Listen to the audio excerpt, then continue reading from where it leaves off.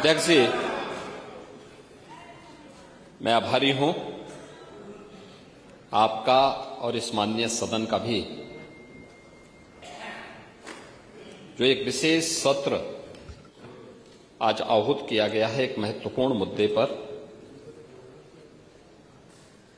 अभी चर्चा की शुरुआत ही नहीं हुई कि हमारे प्रतिपक्ष के नेता और उनके सदस्य उतावले दिखाई दे रहे हैं। लेकिन इस महत्वपूर्ण मुद्दे पर सदन में चर्चा हो, उन कारकों को चिन्हित किया जाए जो महिला स्वावलंबन और उनके सशक्तिकरण में बाधक हैं। इस दिशा से देश के सबसे बड़े विधानमंडल की अपनी एक भूमिका है और उस भूमिका को ध्यान में रखते हुए हम सब उसका आत्ममंथन कर सकें। आज एक दिवसीय सदन के माध्यम से जो एक शुरुआत प्रारंभ हो रही है, मैं सबसे पहले अध्यक्ष जी आपका हृदय से आभार व्यक्त करता हूं। सभी माननीय सदस्यों का इस एक दिवसीय विशेष सत्र में जो आधी आबादी के लिए समर्पित है, मैं हृदय से अभिनंदन भी करता हूं।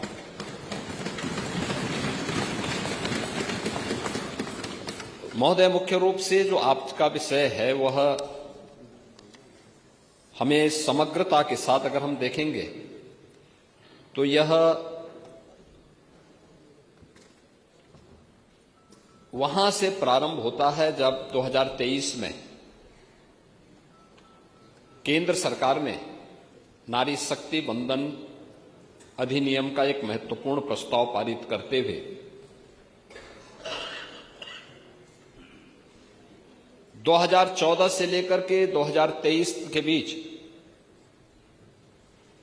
नारी सुरक्षा, नारी सम्मान और नारी स्वावलंबन के लिए प्रधानमंत्री मोदी जी के नेतृत्व में देश भर में आधी आबादी के लिए जो कार्य हुए हैं, उन कार्यक्रमों की श्रृंखला के साथ कि अब वह केवल लाभार्थी परक योजनाओं से ही न जुड़े बल्कि भारत की नीति निर्धारण में भी और कानून बनाने में भी उसकी प्रभावी भूमिका हो।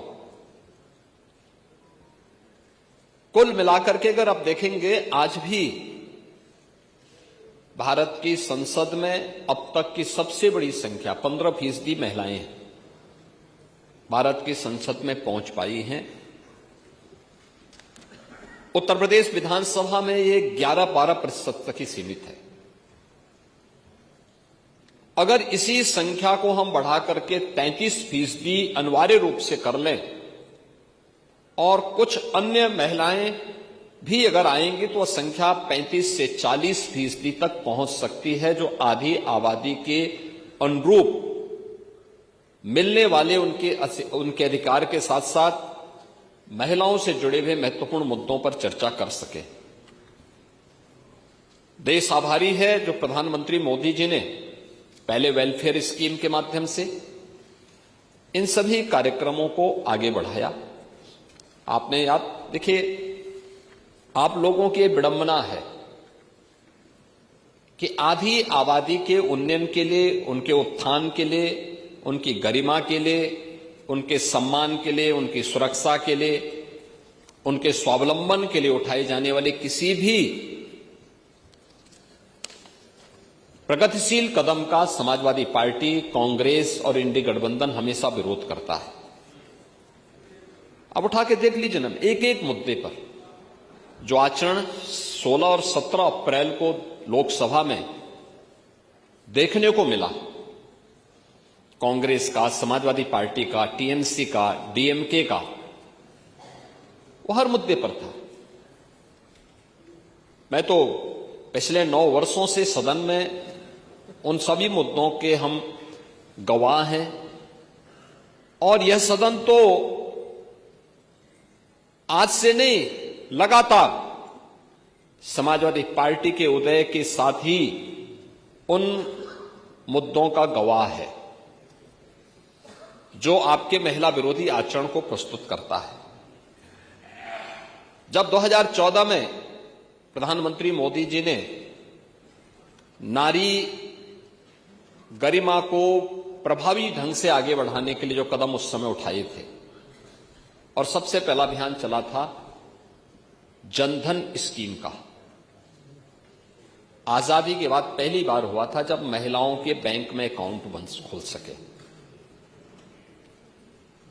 उस समय भी कांग्रेस ने, समाजवादी पार्टी ने उसका विरोध किया, दुष्प्रचार किया। क्या होता था उससे पहले? एक महिला जो बैंक में जिसका अकाउंट नहीं था, अगर सरकार की किसी लाभार्थी परक योजना से जुड़ती थी तो आधा भी उसको लाभ नहीं मिल पाता था। और हमारे नेता प्रतिपक्ष तो सीनियर विधायक हैं, आप तो इस बात को जानते हैं कि उनके लिए वृद्धावस्था पेंशन या विधवा पेंशन जो मिलती थी, आपके समय में 300 रुपये थी, उससे पहले 100 रुपया थी, और वह 100 रुपये में आधा पैसा केवल कमीशन खोरी का जाता था। समाज कल्याण विभाग का बाबू और उसके इर्द गिर्द की वो चंडाल चौकड़ी उस पैसे को खा जाती थी।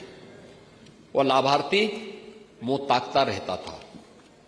पहली बार हुआ है स्वतंत्र भारत में, जब प्रधानमंत्री मोदी जी के आने के बाद हर गरीब से गरीब व्यक्ति का जीरो अकाउंट खुला, जीरो बैलेंस में अकाउंट खुला, उसको मार्जिन मनी देने की व्यवस्था की गई, और देश के अंदर 30 करोड़ नारी के लिए बैंक अकाउंट खोले गए। आप लोगों ने तब भी मजाक बनाया था, तब भी आप लोगों ने इसका मजाक बनाया था कि साहब देखिए ये अपमान हो रहा है महिलाओं का। कहां है 15 लाख रुपए? यही तो कहा था आप लोगों ने, ये मुद्दे उछाले थे। लेकिन कोविड कालखंड में आप याद करिए, शासन की योजना लाभार्थी परक अभियान के तहत सीधे हर नारी के बैंक अकाउंट में शासन की सुविधा का लाभ प्राप्त होता हुआ दिखाई दिया। दूसरा, जब 2014 में 2 अक्टूबर 2014 में प्रधानमंत्री मोदी जी ने स्वच्छ भारत अभियान प्रारंभ किया था। स्वच्छ भारत अभियान के अंतर्गत सामान्य गांव हो, कस्बा हो, मोहल्ला हो, इन सबके सामूहिक रूप से स्वच्छता के कार्यक्रम के साथ जुड़ने के साथ हर घर शौचालय का भी एक बड़े कार्यक्रम को आगे बढ़ाया था। समाजवादी पार्टी ने तब भी विरोध किया था। याद करिए, उत्तर प्रदेश में बनने थे 2 करोड़ 61 लाख शौचालय। पहले 2.5 वर्ष में समाजवादी पार्टी की सरकार के समय 40 से 41 लाख शौचालय ही बन पाए थे, पहले 2.5 वर्ष में। और 2017 में जब डबल इंजन की एनडीए की सरकार यूपी में आई, हम लोगों ने अगले 1.5 वर्ष के अंदर 2 करोड़ से अधिक शौचालय बनाए थे प्रदेश में। 2 करोड़ से अधिक शौचालय। देश भर में 12 करोड़ शौचालय बने। आप लोग तब भी मजाक बनाते थे, तब भी हंसते थे कि शौचालय से क्या होगा। पांडे जी, आप जैसा वरिष्ठ व्यक्ति केवल अनुभव से ही वरिष्ठ नहीं है, संसदीय परंपराओं से ही वरिष्ठ है।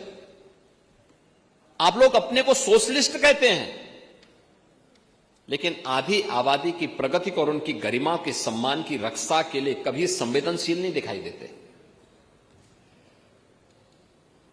ये तो शौचालय थे, केवल शौचालय नहीं थे,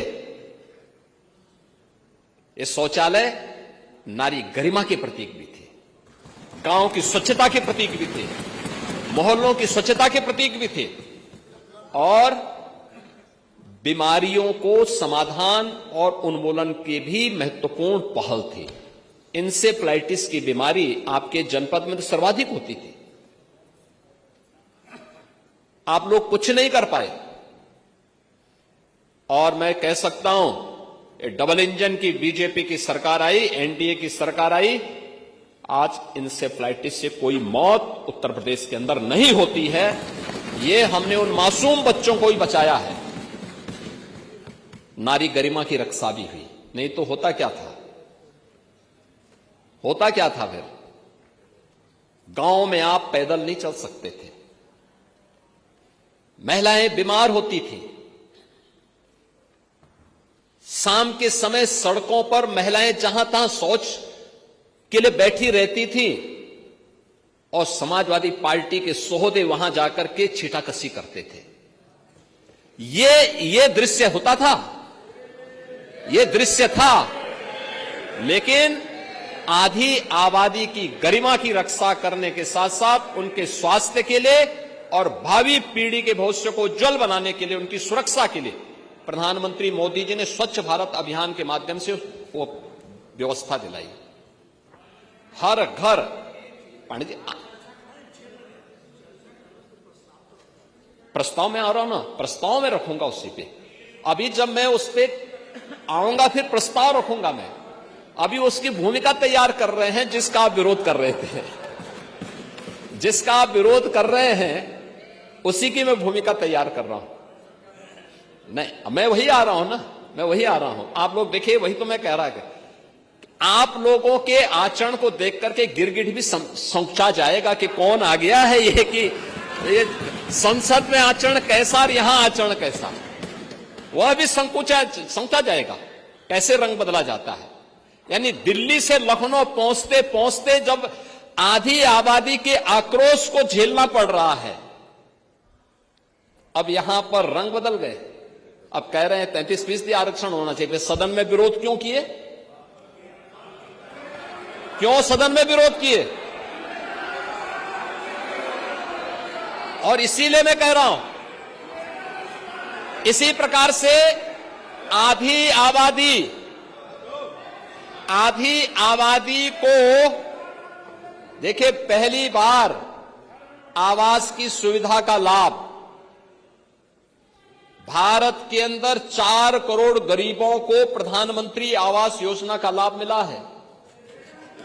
पूरे देश के अंदर, उत्तर प्रदेश के अंदर 65 लाख गरीबों को एक आवास मिला है, एक लाभ मिला है। एक आवास का लाभ 65 लाख परिवारों को उत्तर प्रदेश के अंदर मिला है।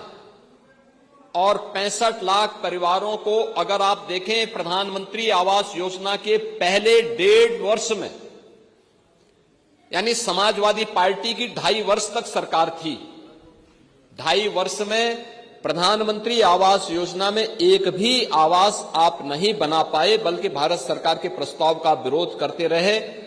ये डबल इंजन की एनडीए की सरकार आई, हम लोगों ने आने के बाद पिछले 9 वर्ष में 65 लाख गरीबों के लिए आवास बनाए हैं और उन तबकों को भी आवास उपलब्ध करवाया है जिनके पास कोई आसरा नहीं था। और इनमें से ज्यादातर आवास महिला लाभार्थी के नाम से है, यानी महिला भी लाभार्थी हो सकती है और उसके नाम पे आवास हो सकता है। ये भी सुविधा उपलब्ध करवाई है, ये भी उनको सुविधा भी उपलब्ध करवाई। ऐसे ही आबादी की लैंड, आप तो जानते हैं गांवों में ज्यादातर लोग ऐसे होते हैं जिनके पास अपनी भूमि नहीं होती है। ग्राम पंचायत आबादी की लैंड में उसको आवंटित करती है, पट्टा देती है, वो उसी पे अपना मकान बनाता है, लेकिन उसका मालिकाना अधिकार उसके पास नहीं होता है, कागज नहीं होता था। पहली बार प्रधानमंत्री ग्रामीण अभिलेख के माध्यम से, प्रधानमंत्री घरौनी योजना के माध्यम से उन गरीबों को जहां पे उसका मकान है उसका मालिकाना अधिकार भी मिलेगा और वह महिला के नाम पर होगा। ये पहली बार हुआ है। ये काम कांग्रेस भी कर सकती थी, समाजवादी पार्टी भी कर सकती थी, प्रदेश में अन्य दलों की सरकारें भी कर सकती थी, नहीं किए। और मैं कह सकता हूं कि आज डबल इंजन की एनडीए की सरकार ने किया है और भारत के अंदर 3 करोड़ परिवारों को यह अधिकार मिला है और उनमें से 1 करोड़ से ज्यादा लोगों को केवल उत्तर प्रदेश के अंदर अधिकार प्राप्त हुआ है। यह भी महिलाओं के नाम पर ये सभी अधिकार पत्र जारी हुए हैं। प्रदेश के अंदर नारी गरिमा के लिए उठाए जाने वाले अन्य महत्वपूर्ण कदमों में मुझे याद है 2017 में जब सरकार आई थी, हमने मुख्यमंत्री सामूहिक विवाह योजना लागू की थी। मुख्यमंत्री सामूहिक विवाह योजना, एक गरीब परिवार बेटी की शादी के लिए चिंतित न हो, समाज की भी जिम्मेदारी होती है। हमने तो बेटी कहा, हमने उसको भाजपा सपा में, भाजपा कांग्रेस में या दलों में नहीं बांटा था, जाति में नहीं बांटा था। हमने कहा बेटी की शादी के लिए, वो बेटी कोई भी हो, प्रदेश की बेटी होगी, कन्यादान मां बाप के साथ साथ सरकार के प्रतिनिधि भी जाकर के उसमें भागीदार बनेंगे, जनप्रतिनिधि भागीदार बनेंगे। जिलाधिकारी निमंत्रण पत्र छपवाएगा। ये पहली बार हुआ। ये लोकतंत्र ये है जहां जिले का सबसे बड़ा जो एडमिनिस्ट्रेटिव ऑफिसर्स है, उनकी टोली उनका निमंत्रण पत्र छपवाती है और सामूहिक विवाह की योजना का लाभ मिल सके। 6 लाख बेटियों की शादी हुई है अब तक, 6 लाख, और समाजवादी पार्टी ने विरोध किया था इस स्कीम का भी। समाजवादी पार्टी ने विरोध किया था, आप तब भी विरोध किए थे। कन्या सुमंगला योजना के माध्यम से जब बेटी के जन्म लेने से लेकर के बेटी स्नातक तक की पढ़ाई कर सके, समाजवादी पार्टी ने इसका भी विरोध किया। हम 25,000 रुपए पैकेज दे रहे हैं, 26 लाख बेटियों को इस योजना का लाभ मिल रहा है। बेटी पढ़ाओ बेटी बचाओ बेटी पढ़ाओ का अभियान हो, मातृ वंदना की स्कीम हो, प्रधानमंत्री मातृ वंदना की स्कीम हो, ये सभी ऐसे कार्यक्रम थे जो वेलफेयर स्कीम के साथ जुड़ते हुए उन्हें स्वावलंबन के पथ पर अग्रसर कर रही थी।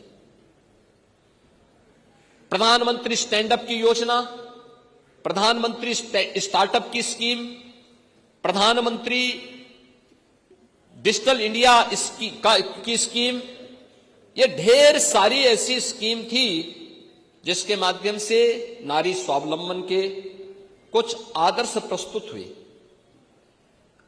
आप देखेंगे कि उत्तर प्रदेश के अंदर पीएम स्टार्टअप की स्कीम लागू होने के बाद 20,000 से अधिक स्टार्टअप स्थापित हुए हैं।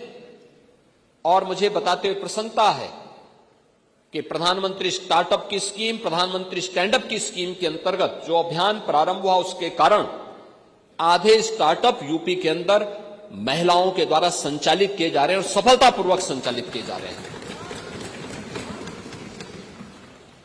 ये जब किया गया तब, पहल हुई है तब। उज्ज्वला योजना में आप लोग केरोसिन भी ब्लैक कर देते थे,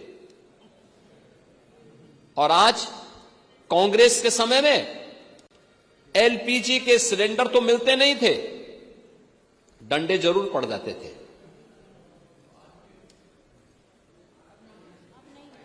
पांडे जी, आप सच्चाई स्वीकार कर, कम से कम इस उम्र में तो सच्चाई स्वीकार कर लेना चाहिए।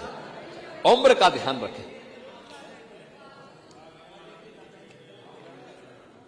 लेकिन कनेक्शन की समस्या थी। बेटी की शादी है, किसी परिवार को इच्छा होती थी कि बेटी को मैं एक सिलेंडर दूं, कांग्रेस की सरकार नहीं देने देती थी, समाजवादी पार्टी डंडा मारती थी, और बाकी तो जो होना था सब होता था। आप देखे होंगे देश के अंदर 10 करोड़ महिलाओं को एलपीजी के फ्री में कनेक्शन उपलब्ध करवाए गए। 10 करोड़। जो कांग्रेस की सरकार में 25,000 से लेकर 50,000 में ब्लैक होते थे, इंडी गठबंधन की सरकार में यूपीए की सरकार थी, उसी का नया रूप इन्होंने गिरगिट की तरह जो रंग बदलते हैं ना, यूपीए से जब देखा कि अब यूपीए से काम नहीं चलेगा तो उसको इंडी गठबंधन कर दिया। इंडी गठबंधन की सरकार उस समय जो यूपीए के नाम पर थी, उस समय 25,000 से लेकर 50,000 में बिकता था और फ्री में मोदी जी ने 10 करोड़ महिलाओं को रसोई गैस के सिलेंडर उपलब्ध करवाए। देश के अंदर 50 करोड़ महिलाओं को 5 लाख रुपए का आयुष्मान भारत की सुविधा का लाभ भी मोदी जी ने दिया और 80 करोड़ लोग फ्री में राशन की सुविधा का लाभ प्राप्त कर रहे हैं। यह वेलफेयर की वे स्कीम है जो पिछले 12 वर्ष के अंदर देश के अंदर प्रधानमंत्री मोदी जी के नेतृत्व में जो कार्यक्रम आगे बढ़े। लखपति दीदी की स्कीम, 3 करोड़ महिलाएं आर्थिक स्वावलंबन के मार्ग पर चल रही हैं। उत्तर प्रदेश में वीसी सखी, बैंकिंग कॉरेस्पॉन्डेंट सखी, गांव में बैंकिंग लेन देन का काम कर रही हैं, बेहतरीन उदाहरण प्रस्तुत कर रही हैं। मिल्क प्रोड्यूसर के रूप में बुंदेलखंड में बलेनी मिल्क प्रोड्यूसर हो या आगरा का मिल्क प्रोड्यूसर, गोरखपुर, वाराणसी और प्रदेश के अंदर अन्य स्थानों पर महिला स्वावलंबन का आदर्श प्रस्तुत कर रही है। और कौन ऐसा सेक्टर है जिसमें आज भारत की नारी अपना लोहा न मनवा रही हो? हर एक सेक्टर में, पर डिफेंस का हो, हेल्थ का हो, एजुकेशन का हो या फिर किसी भी अन्य सेक्टर में, समाज के हर एक क्षेत्र में जब वह नेतृत्व दे रही है, लेकिन इस नेतृत्व के साथ साथ उसके पास राजनीतिक ताकत भी आए, नीति निर्धारण में भी वह मजबूती के साथ आगे बढ़ सके, इसमें सबसे बड़ी बाधा आप लोग बने हैं। नारी शक्ति बंधन अधिनियम के उस संशोधन को जो 2029 से लागू होना था, उस संशोधन का आप लोगों ने लोकसभा में विरोध किया और उसी के लिए आज हम सब यहां पर चर्चा करने के लिए आए हैं कि जब महिलाएं हर एक क्षेत्र में अपनी प्रतिभा का, अपने परिश्रम का, अपनी मेहनत का लोहा मना रही हैं, बेहतरीन नेतृत्व दे रही हैं, तो फिर आप लोग क्यों उसमें बाधक बन रहे हैं? क्यों बाधक बन रही हैं? वेलफेयर स्कीम से लेकर के अब वे समाज में नेतृत्व की सामर्थ्य भी विकसित कर सके, इसके लिए उनको अधिकार मिलना चाहिए। और इस दिशा में जो प्रयास प्रारंभ हुआ है, उस प्रयास के लिए सबसे पहले हम प्रधानमंत्री मोदी जी के द्वारा उठाए गए इन कदमों के प्रति उनके प्रति आभार व्यक्त करते हैं कि उन्होंने आधी आबादी को उनका अधिकार दिलाने के लिए 2023 में नारी शक्ति बंधन अधिनियम पारित किया और जब 29 में इसको लागू करने के लिए एक आवश्यक प्रस्ताव लेकर के आए तो उसमें कांग्रेस, समाजवादी पार्टी और ये सभी दल उसमें बाधक बन गए, क्योंकि मैंने पहले भी कहा कि आप सबका चेहरा तो बोलने के कुछ और हैं, दिखाने के कुछ और है। आप लोग यही सब करते रहे हैं, अनावश्यक मुद्दे से उसको नैरेटिव को बदलने का प्रयास करते हैं, लेकिन प्रदेश ही नहीं देश आपकी इस हरकत को जानता है, एक एक कारनामों को जानता है। और खासतौर पर जब मैं समाजवादी पार्टी की बात करता हूं,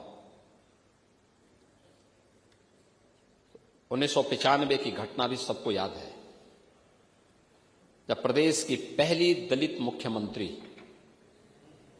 के साथ स्टेट गेस्ट हाउस कांड हुआ था।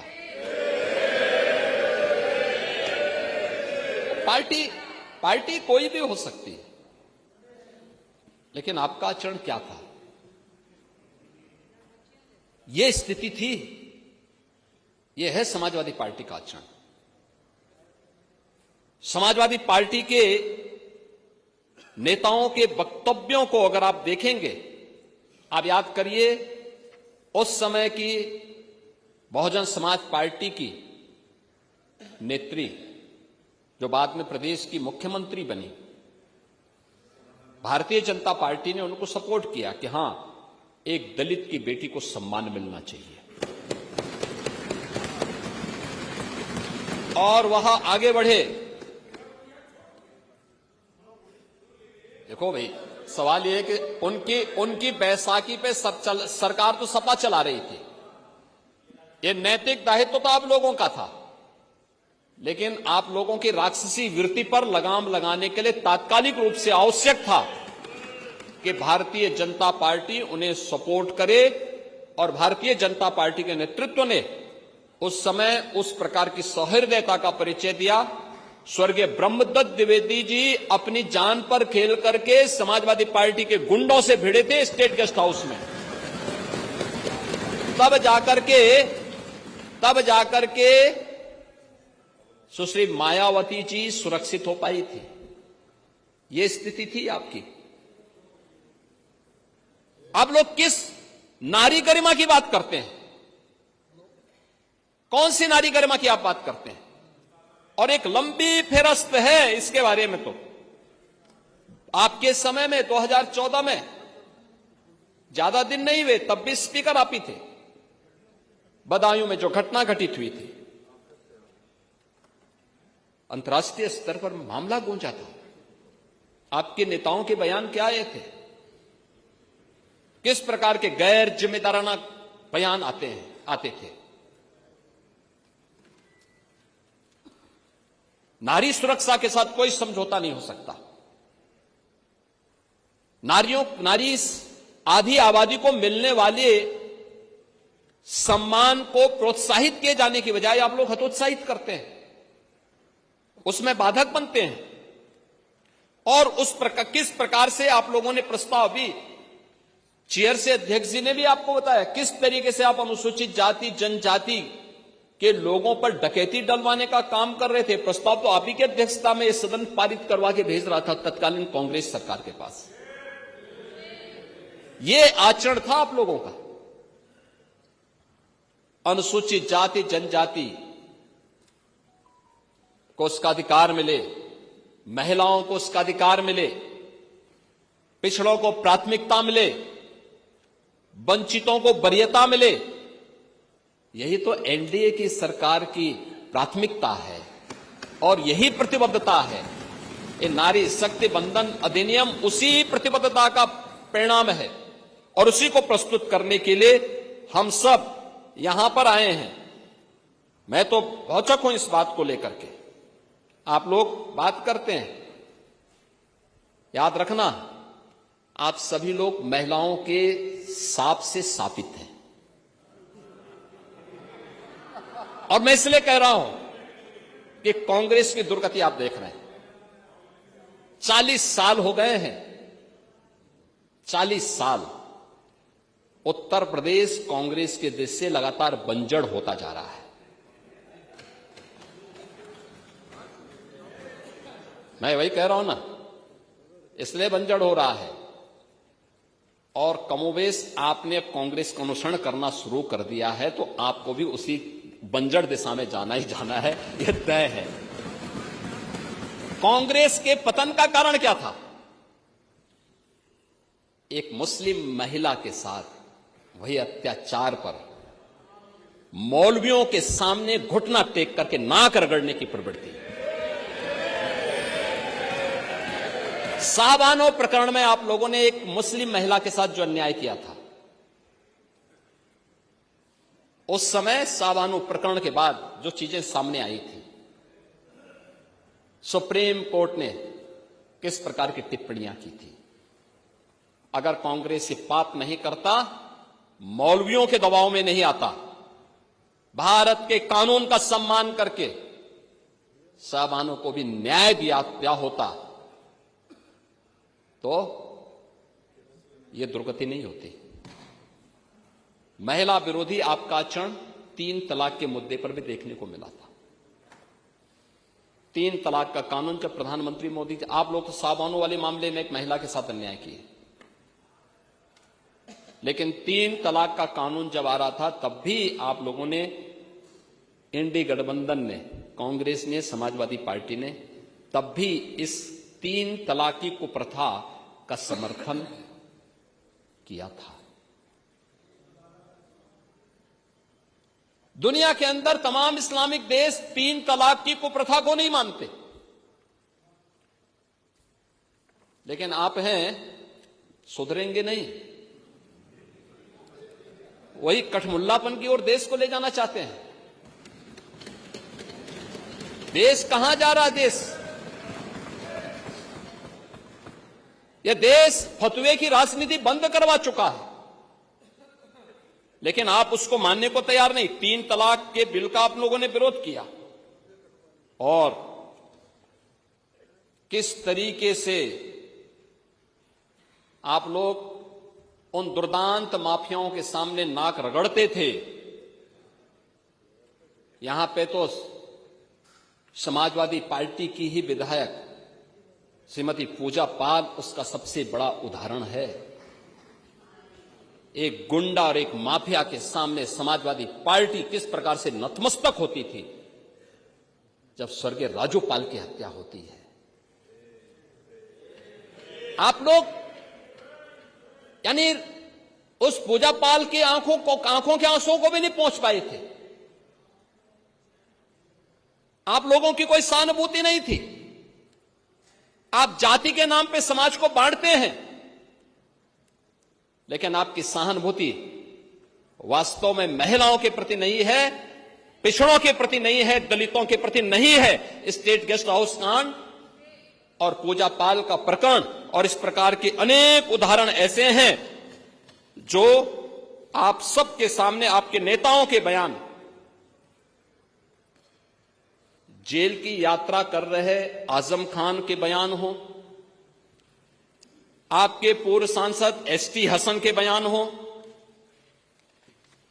मुंबई में अबू आजमी के लगातार महिला विरोधी बयान हो, या फिर आप लोगों के वे सभी नेताओं के बयान, जिसके बारे में मैं तो कह सकता हूं कि काले कर्मों से जो राजमहल सजाते हैं वही इतिहास में कलंक बन जाते हैं। और यही कलंक बनने का काम आप लोगों ने 17 अप्रैल को लोकसभा के अंदर समाजवादी पार्टी ने, कांग्रेस ने, डीएमके ने, टीएमसी ने बनने का काम किया है, जहां पर नारी गरिमा के लिए, नारी सशक्तिकरण के लिए उठाए जाने वाले एक महत्वपूर्ण प्रस्ताव को आप लोगों ने सदन के अंदर गिरा करके किस तरीके से अपमानित करने का काम किया था। प्रस्ताव गिरा, उसके बाद आप लोगों ने बधाइयां दी एक दूसरे को, यानी हमने महिला आरक्षण विधेयक पारित नहीं होने दिया, इसके लिए बधाई दी जा रही थी। विजुअल्स दिखाए गए उस प्रकार के, नारेबाजी कर रहे थे आप लोग।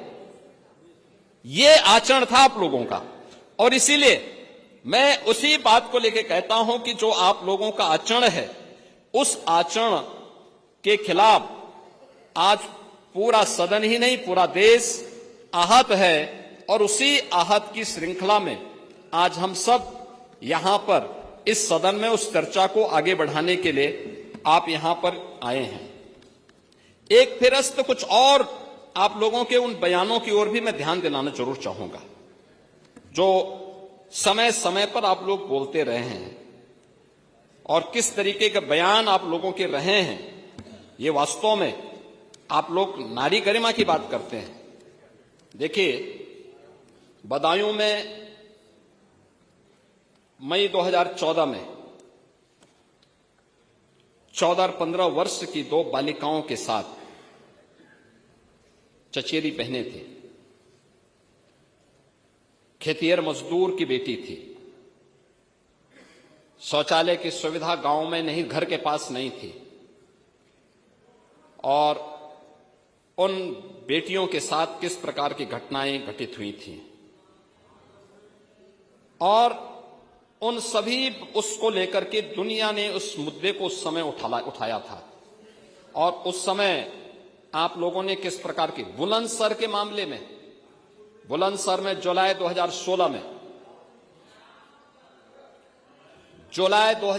में बुलंदशहर के राजमार्ग पर जो सामूहिक बलात्कार की घटना घटित हुई थी, उस समय भी आपके नेताओं के बयान क्या आए थे। तत्कालीन आपके कैबिनेट मंत्री आजम खान ने क्या कहा था ये तो एक राजनीतिक साजिश है और यह सरकार को बदनाम करने के लिए की जा रही एक हरकत है।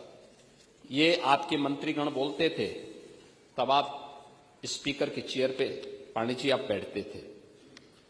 चिन्हट में जून 13 में एक 5 वर्ष की बालिका के साथ जो घटना घटित हुई थी, उस समय भी जनता में भारी आक्रोश था। सुल्तानपुर में फरवरी 17 में जो घटना घटित हुई थी और एक महिला ने 13 में समाजवादी पार्टी के एक विधायक पर सामूहिक बलात्कार का आरोप लगाया था। आरोप था कि विधायक ने अपने सहयोगियों के साथ मिलकर महिला के साथ दुष्कर्म किया है। महिला ने उस समय पुलिस में एफआईआर दर्ज कराई, लेकिन राजनीतिक दबाव में उसको न्याय नहीं मिल पाया और फरवरी 17 में उस महिला की हत्या कर दी जाती है।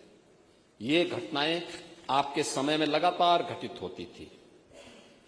ऐसे लखनऊ के मोहनलालगंज में जुलाई 14 में, हापुड़ में 2013 में एसिड अटैक की घटनाएं, ढेर सारी ऐसी घटनाएं हैं जिसका जवाब हमारे सहयोगी यहां पर समय समय पर आपको उपलब्ध करवाएंगे और उन सभी बातों को देंगे। मान्यवर, मैं आज के अवसर पर इस जरूर बोलना चाहूंगा कि ये जितनी भी घटनाएं घटित हुई हैं, ये महिला संबंधी अपराध रोकने के लिए जो सबसे महत्वपूर्ण पहल होनी चाहिए वह उनके सशक्तिकरण की होनी चाहिए और सशक्तिकरण में हर एक स्तर पर उन्हें सशक्त करने की दिशा के लिए जो कदम बढ़ाए जाने चाहिए। और आज उसी का परिणाम है कि पिछले 9 वर्ष के अंदर प्रदेश के अंदर डबल इंजन की एनडीए की सरकार ने जो कदम बढ़ाए हैं उसके परिणाम सामने आए हैं। प्रदेश में तो हर व्यक्ति जानता है 17 के पहले क्या स्थिति थी, और मैं तो पहले भी बोलता हूं, नाराही चल गया था यूपी में, तो देख सपाई बिटिया घबराई। अब ये मैं थोड़ा बोलता हूं, पब्लिक बोलती थी। क्या ये सच नहीं था कि मध्य यूपी और पश्चिमी यूपी के अंदर कोई भी सजग अभिभावक अपनी बेटी को पढ़ने के लिए तो दूर छात्रावास में भेजता था या रिश्तेदारी के पास यूपी के पास बाहर भेजता था, यूपी के अंदर नहीं पढ़ा पाता था, नहीं हो पाता था। प्लान की घटनाएं क्या संकेत करती थी? ये यूपी के अंदर की अराजकता को, 17 के पहले की अराजकता को बताता था।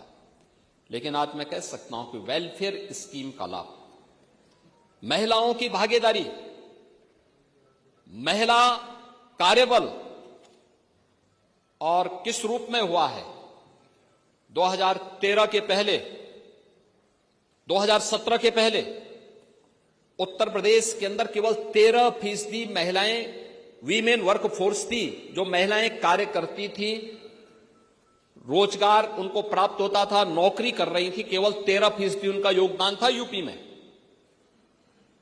और पिछले 9 वर्ष के अंदर एक सतत प्रयास, सुरक्षा का माहौल प्रदान करने का परिणाम क्या है? आज 13% से बढ़कर के 36% से ऊपर हुआ है महिलाओं की भागीदारी प्रदेश के विकास में, 36% हुई है। यानी ये दिखाता है कि हां, उनके सशक्तिकरण के परिणाम सामने आए हैं और महिला वीमेन वर्क फोर्स आज 36% होने का परिणाम क्या है?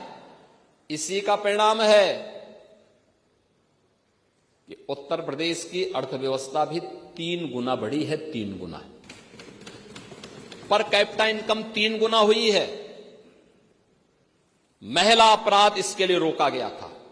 आज महिला अपराध में अगर आप देखेंगे, एनसीआरबी के ही आंकड़े अगर आप देखेंगे, हत्या के मामलों में 43% की गिरावट आई है। 16 की तुलना में अगर हम 25 में इसकी तुलना करें, 43% कमी आई है। दहेज मृत्यु में 19% की कमी आई है। बलात्कार और दुष्कर्म से जुड़े हुए मामलों में 67% कमी आई है। ये उत्तर प्रदेश के अंदर के वे आंकड़े हैं जो उत्तर प्रदेश में महिला सुरक्षा, सम्मान और उनके स्वावलंबन से जुड़े हुए वे महत्वपूर्ण कदम हैं जो कदम प्रदेश के अंदर उठाए गए हैं। और उन्हीं कदमों को एक नई गति देने के लिए, नया स्वर देने के लिए आज हम सब आए हैं इस सदन में कि देश की सबसे बड़ी आबादी के राज्य में, ये विधानमंडल में इन मुद्दों पर चर्चा हो, आधी आबादी को उसका सम्मान मिल सके, उनके स्वावलंबन की रक्षा हो सके और उनके आत्मनिर्भर होने की दिशा में कदम बढ़ाया जा सके। और जैसे उत्तर प्रदेश ने इस दिशा में प्रयास प्रारंभ किया, पिछले 12 वर्ष में प्रधानमंत्री मोदी जी के नेतृत्व में जो कदम उठाए गए हैं, विभिन्न क्षेत्र में उनके सशक्तिकरण के लिए कार्य बढ़ाए गए, कदम बढ़ाए गए, आज उसके परिणाम उत्तर प्रदेश में हमें देखने को मिले हैं। और हम लोगों ने अपनी अर्थव्यवस्था के साथ साथ उत्तर प्रदेश के परसेप्शन को बदलने में सफलता प्राप्त की और आज उसी सफलता को एक नई ऊंचाई तक पहुंचाने के लिए उनकी राजनीतिक भागीदारी, नीति निर्धारण और देश के कानून निर्माता के रूप में आधी आबादी आगे बढ़ सके, इससे संबंधित आज ये प्रस्ताव मैं इस माननीय सदन में रख रहा हूं। और मैं इस माननीय सदन से इस बारे में अपील करूंगा कि अगर समाजवादी पार्टी कहती है कि हम लोग महिला आरक्षण के समर्थन में हैं, तो फिर इस सदन में इस चर्चा में भाग लेकर के संसद के अंदर हुई घटना की भर्त्सना करें, फिर उसकी निंदा की जानी चाहिए। फिर नियम तो वही है जो सदन की परंपराएं बोलेंगे। हाँ, वही मैं कह रहा हूं ना कि आपके एक सदस्य कह रहे हैं आप अति निंदा करिए कि जो कुछ भी सदन के अंदर हुआ और उस दिन विधेयक को गिराने वाले लोगों की और उसके बाद गिरने के बाद बधाई देने वाले लोगों की निंदा होनी चाहिए। हम निंदा करेंगे, आप अति निंदा कर लीजिए। इसका आप इसी को तय कर लीजिए, क्योंकि आपके यहां शिवपाल जी जैसे विद्वान लोगों ने ये बुद्धि आपको दी होगी, तो उस बुद्धि से आपको कुछ तो सामने आया होगा। और इसलिए महोदय, मैं इस माननीय सदन में एक प्रस्ताव रखता हूं। यह सदन प्रस्ताव करता है कि भारत का संविधान में लैंगिक समानता की अवधारणा प्रावधानित है। महिलाओं को राजनीतिक, सामाजिक, आर्थिक, शैक्षिक एवं स्वास्थ्य के क्षेत्र में एनडीए सरकार के कार्यकाल में महत्वपूर्ण भागीदारी उनकी सुनिश्चित की गई है, परंतु अभी तक उन्हें संविधान की मंशा के अनुरूप जो अपेक्षित स्थान उनकी आबादी के अनुरूप प्राप्त होना चाहिए, वह नहीं प्राप्त हो पाया। राजनीतिक, सामाजिक क्षेत्र में भी महिलाओं को निर्णय का अधिकार प्राप्त होना चाहिए, अतः संविधान की मंशा के अनुरूप उन्हें अपेक्षित स्थान प्राप्त कराने के लिए नारी शक्ति बंधन अधिनियम 2023 एनडीए की सरकार ने पारित कराया, परंतु महिलाओं को अधिक अधिकार देने में बाधाएं उत्पन्न की जा रही हैं। इस समय के पहले उन्हें अधिकार प्राप्त हो और आगामी संसद के चुनाव में यह अधिकार प्राप्त हो, इस दिशा से जो बाधाएं उसमें पैदा की गई हैं, इन बाधाओं को चिन्हित कर उसका निराकरण एवं महिलाओं को अपेक्षित स्थान प्राप्त करने की दिशा में नारी सशक्तिकरण विषय पर यह महत्वपूर्ण चर्चा के लिए मैं इस सदन में प्रस्ताव रखता हूं और मैं विश्वास व्यक्त करता हूं कि सभी माननीय सदस्यगण इस चर्चा में भाग लेकर के और वास्तव में चाहते हैं कि आधी आबादी को उनका अधिकार प्राप्त हो, तो फिर 17 अप्रैल को सदन के अंदर यानी देश की संसद लोकसभा में इंडी गठबंधन के आचरण की उनको निंदा करनी चाहिए, उसकी भर्त्सना करनी चाहिए और आज के इस प्रस्ताव का समर्थन करते हुए वे इस पूरी चर्चा में भाग लेंगे तो हमें भी प्रसन्नता होगी और मुझे भी अच्छा लगा, हम लोगों को इस सदन की गरिमा भी बढ़ेगी। यही कहते हुए अध्यक्ष जी, मैं आपके प्रति हृदय से आभार व्यक्त करता हूं कि आपने मुझे इस महत्वपूर्ण विषय पर चर्चा कर, इस प्रस्ताव को रखने और इस चर्चा को आगे बढ़ाने का कि यहां पर परमिशन दी है। बहुत बहुत धन्यवाद।